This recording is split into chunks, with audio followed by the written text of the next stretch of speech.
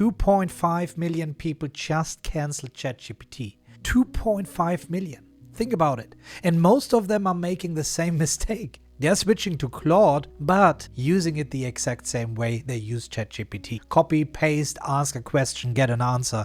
That's not a switch. That's just swapping logos. Let me show you what they are missing. Because I didn't just switch to Claude. I built a 30-person AI team with it. And that changes everything about how you work with AI. Here's what happened. And the speed of it is wild. In late February, Anthropic refused to remove safety guardrails from Claude for the Pentagon. No mass surveillance, no autonomous weapons. Their CEO, Daria Modi, said they cannot in good conscience comply with the Pentagon's demands. The same week, OpenAI stepped in and signed the Pentagon deal instead. That was the spark. Within 24 hours, ChatGPT uninstalls surged 295% in the US. One-star reviews jumped 775%. The Quit GPT movement hit 2.5 million people. Those numbers come from Sensor Tower data and campaign tracking. Whether you take them at face value or not, the trend is real. And here's the other side of it. Claude went from outside the top 100 on the App Store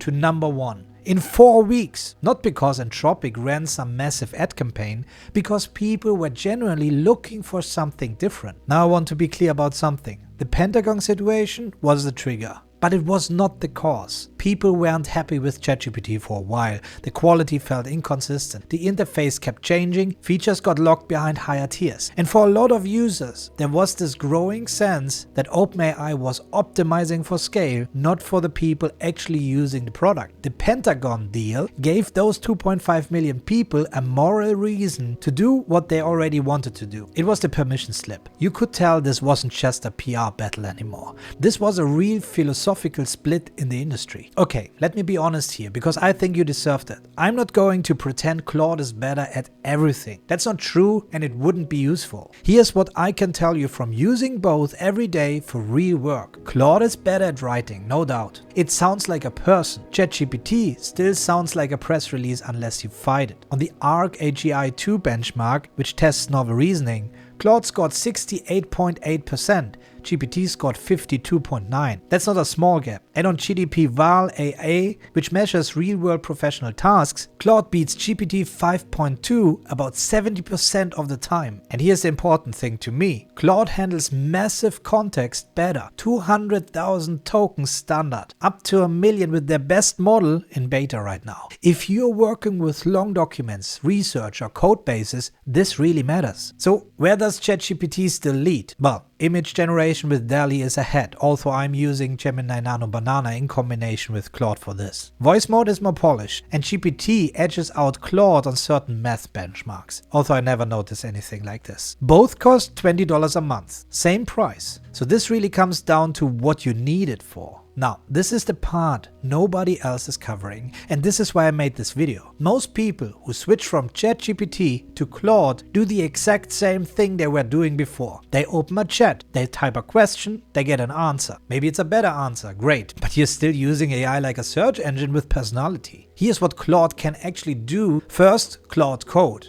This is a full autonomous coding agent that runs in your terminal. It reads your entire code base, writes code, runs tests, debugs errors, and commits changes. It's included in a $20 Pro plan. And here's how you know this isn't just my opinion. Thousands of Microsoft engineers across Windows, Office, Teams, Edge, and Surface were asked to install Claude Code and compare it against their own Copilot. Microsoft, the company that makes the competing product, they chose the rival tool for internal evaluation. When the company that builds Copilot is testing Claude Code against it, that tells you everything you need to know. Second, Claude's agent teams. And this is my favorite part. I built a team of over 30 specialized AI agents. Each one has a defined role, its own knowledge base and specific workflows. Larry is the orchestrator. He routes every request to the right specialist in the team. For example, Sage handles LinkedIn engagement every morning. Marty analyzes YouTube trends and scores video titles. Felix is my front-end developer. Pen writes video scripts. Pixel generates thumbnails, Jax manages community responses around the clock. These agents don't just answer questions, they do work. Real measurable, daily work, relevant for business. And thanks to Claude Agent Team, they can talk to each other, which makes building end-to-end work streams. So effective using it. Let me walk you some examples of what happens every single day. Scout scans for trending topics. He finds something. Sage takes that trend and writes a LinkedIn post with our unique angle. Charter designs a branded infographic to go with it. Buzz publishes it. That pipeline hit 36,000 impressions in 24 hours on one post in LinkedIn.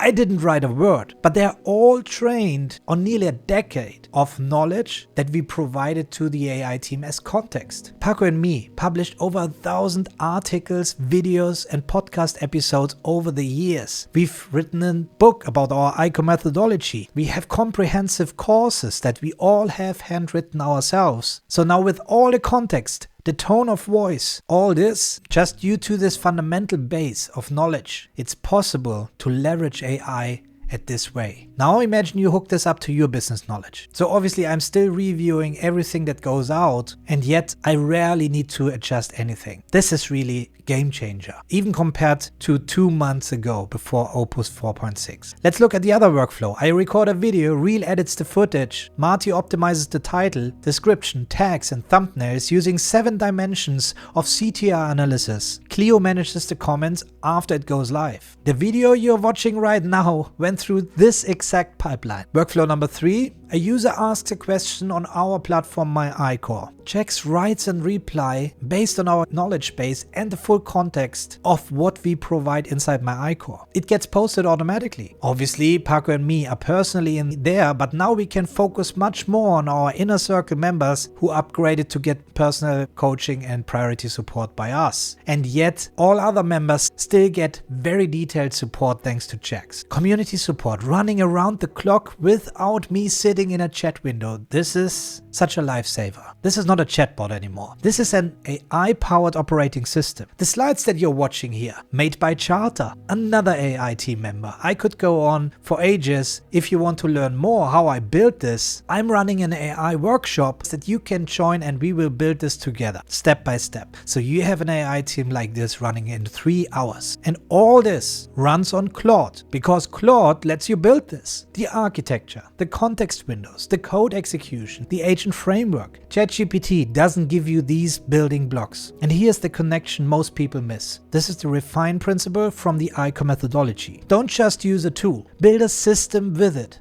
Optimize it. Automate it. That's where the real leverage is. So if you're making the switch, here's how to do it right. 1. Use Entropic's memory import tool to transfer your ChatGPT context into Claude. Takes about 60 seconds and you can keep going from the point where you left ChatGPT. 2. If you're technical, start with Claude Code. Point it at your project and watch what happens. If you're not technical, start with Claude Cowork. Forget about chat in the Claude desktop. Claude Cowork gives Claude context about your work and you can build from there. 3. Stop replacing one chatbot with another. Change how you think about AI entirely. Stop asking it questions. Start building systems that work for you while you sleep. That's the real switch.